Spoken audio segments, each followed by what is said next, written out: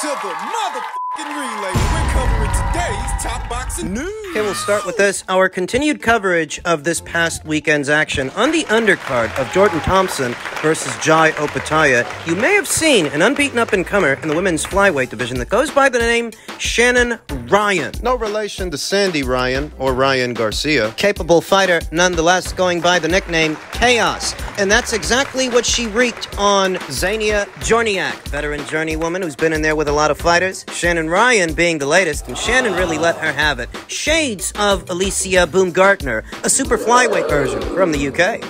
Miniaturized version, that athleticism, that speed, that sharpness, those hooks and body shots, mid-range to inside. That spike. Angles and upper body movement. It's everything you want to see in an unbeaten up-and-comer. It's everything you want. She's got stock quality. And entertainment value. She's an action fighter. She was pushing the pace. There's real boxing skill there. But also entertainment value, which, at least in some fighters, is mutually exclusive, but not with Shannon Ryan. There's ability there, that marriage of ability and entertainment value, and charisma, presence. She's got it. Managed by 258 Management, that's Anthony Joshua's management company. A former boxer fighter, boxer over there on Sky. Shannon Ryan made the switch, decided to cross over to Matchroom. I think she was wise to do it. Campaigning at super flyweight, where there are currently 3 reigning champions. Ashley Gonzalez of Mexico, holding the WBC.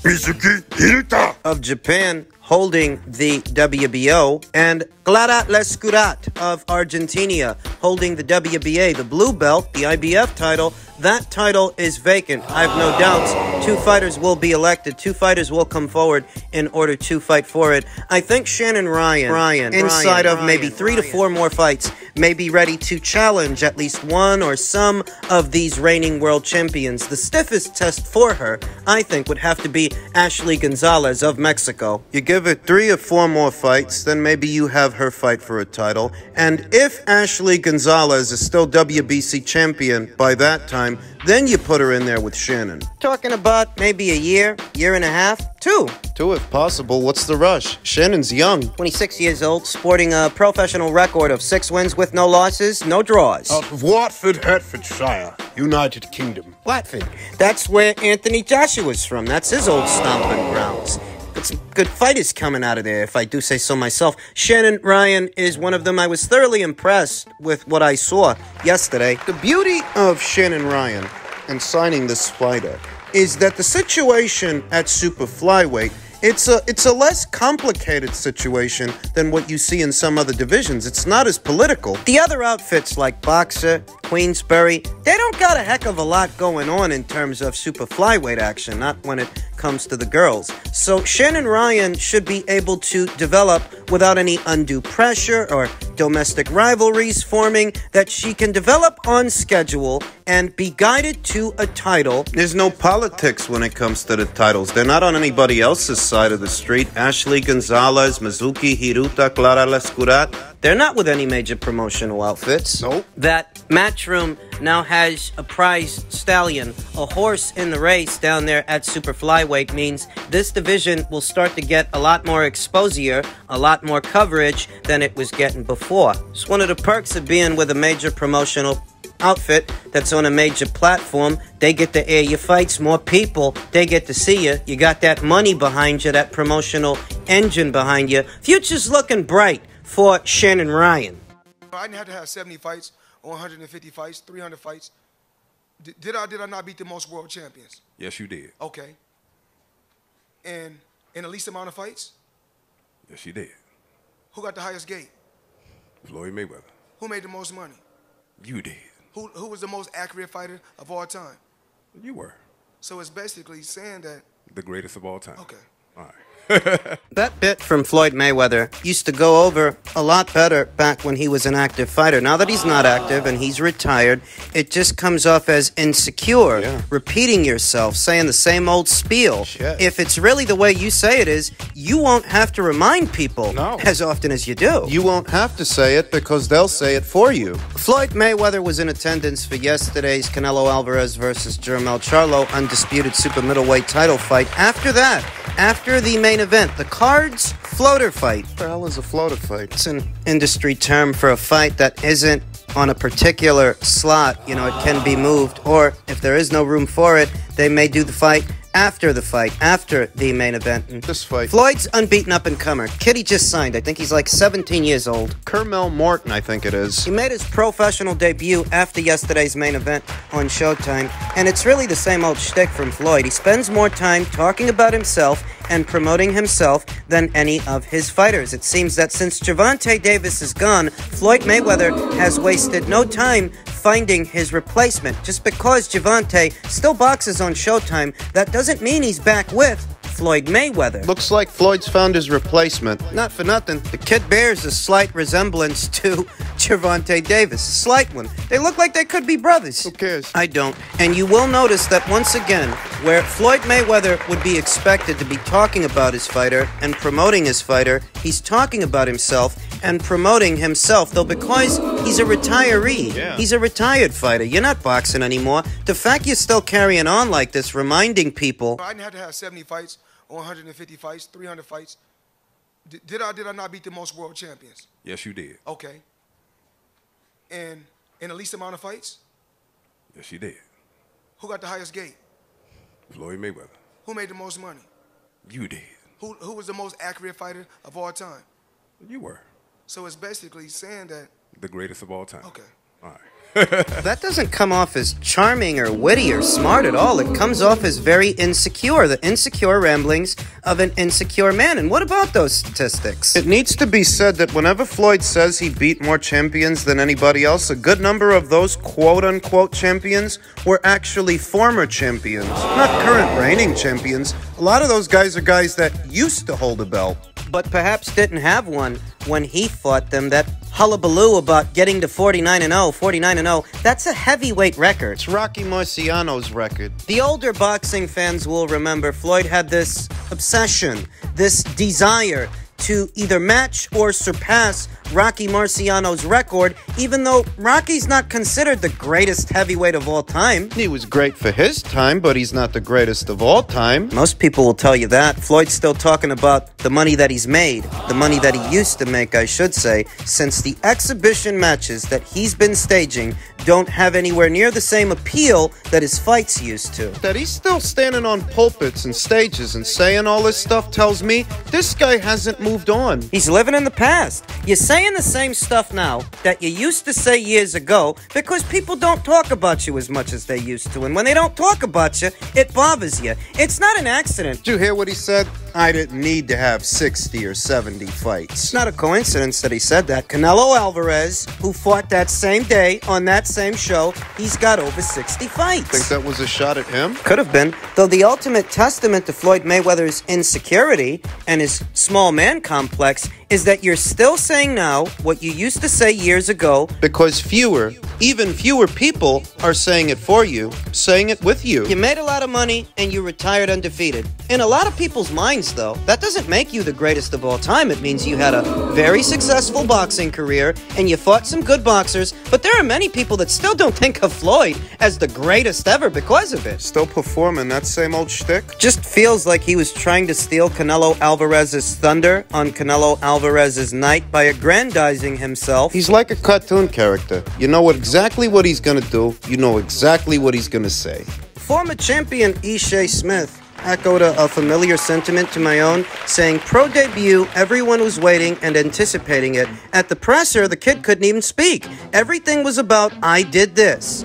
I did that. My God, Jesus. We get it, man. Trust me, we get it. Is it narcissism or is it insecurity that we see from Floyd? Your guess is as good as mine. Though one thing is true. What? Floyd is too involved with himself, too busy promoting himself to adequately promote anyone else. Maybe that's why Gervonta Davis ended up leaving. Maybe that's why Mayweather Promotions, in terms of a promotional outfit, what success he has had as a promoter Doesn't mirror the success that he's had as a fighter. His promotional outfit, Mayweather Promotions, you can't say that they went on to be as big as, say, Golden Boy Promotions. They didn't. Ishe Smith continued, people don't care, man. Trust me, they don't. You're one of the best to ever do it, but there's a reason all these young black fighters are winding up with Top Rank. When you constantly have to boast about yourself as validation to people when you have the accolades that you have. It's sus. Suspicious. Comes off as a byproduct of an insecurity,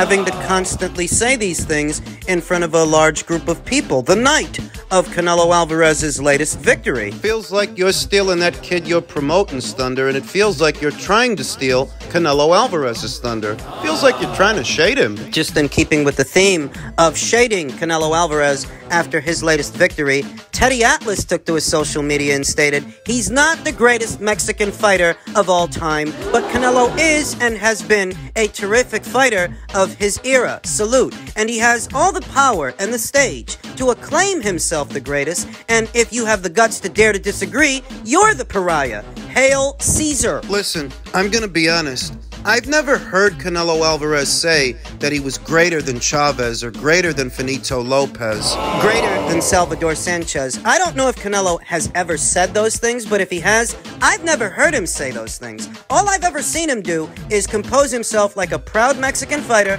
a proud Mexican champion. That's it. Teddy continued, again, all credit to Canelo. Of course, the fanatic fans only see the win, and he's great. But if I put into context, he was too big and too strong for a smaller Charlo. Is that the reaction you had when Lomachenko was too big and too strong for Guillermo Vergundio? We all know that Teddy Atlas was over the moon when it came to Vasyl Lomachenko, and I doubt that he rushed to his social media to shade Lomachenko and diminish the victory the way he's diminishing Canelo's victory over Jermell. Because that's what he's doing. It's a straw man argument that he manufactured himself, because I didn't actually see Canelo Alvarez say that he was the greatest Mexican fighter of all time. I never actually heard him or saw him say that. Ishe Smith, Who I just talked about. he reacted by saying that Teddy Atlas comes off like a pure fucking hater. All that greatest of all time bullshit, greatest Mexican. There's no wrong answer because it's all subjective.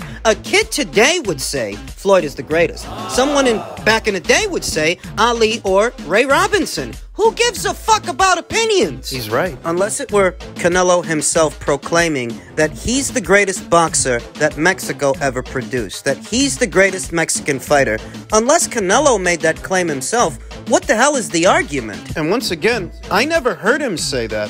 I never heard him diminish any of the other Mexican legends. And I don't think he would. I think he's quite proud of his heritage and its culture and boxing culture. I've never seen Canelo. Outside of the rift between him and Juan Manuel Marquez, who regularly takes shots at him, I don't see Canelo tearing down the old Mexican legends. Or aggrandizing himself as the greatest among them the way Floyd does here in America. So Teddy carrying on like this just seems like a vehicle to disguise his own disapproval by manufacturing an argument that no one is having. So he has an excuse to keep throwing shade at Canelo. While he reacts to this past weekend's fight, Ishe Smith's reaction to the fight was quite insightful. He said the downfall of all these PBC guys is they aren't busy enough, and the long layoffs are killing their fucking careers. You can't be taking 12 to 18 months off fighting once at a time. Isn't that what I always say? Ahead of the Naoya Inoue fight,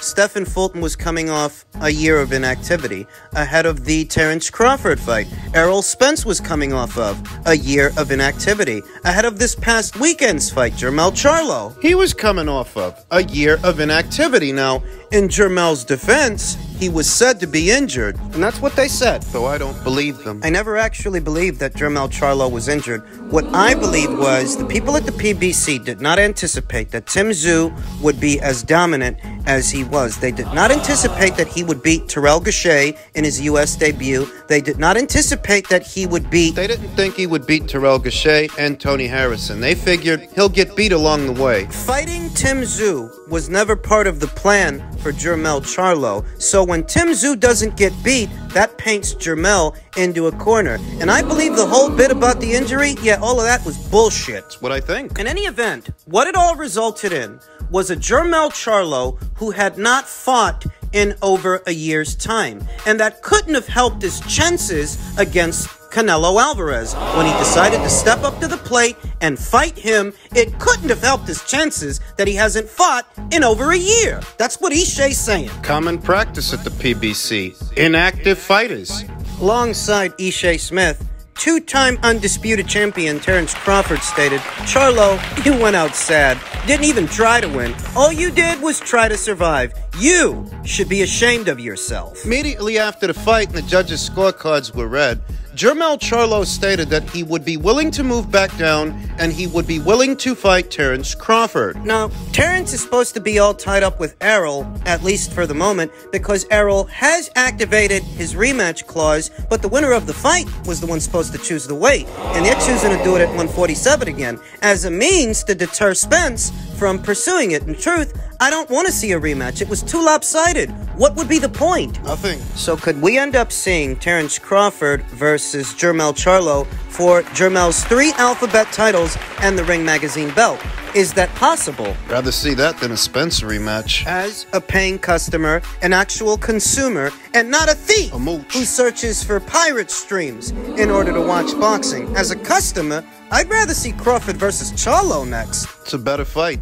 There is some intrigue there because Terence Crawford is a fighter who started out as low as 135 pounds, whereas Jermell, he is the naturally bigger man, the noticeably bigger man. Yeah. Under these circumstances, He's not the better boxer, though. I don't think Jermell Charlo's boxing acumen is on the level of Terence Crawford's. remember that Jermell Charlo's last fight was at 168 pounds. And even though he didn't get knocked out, he did get hit quite a bit. And to fight Terence Crawford at 154, well, that would be quite the weight cut. That could leave him depleted going into a Crawford fight if a Crawford fight were next. Where Crawford might feel invigorated, energized, and renewed, not having to boil down to 147. Instead, moving up to 154, Jermell moving down to 154, oh, it would weaken him even further, to where maybe Terence might stop him. Strange as that might sound, that Canelo didn't stop Jermell, so how would Crawford? Well, Jermell having to boil down to 154, a weight that he hasn't made in over a year, that might have something to do with that. I don't know if we get this fight. Though if we do, I am leaning towards Terence.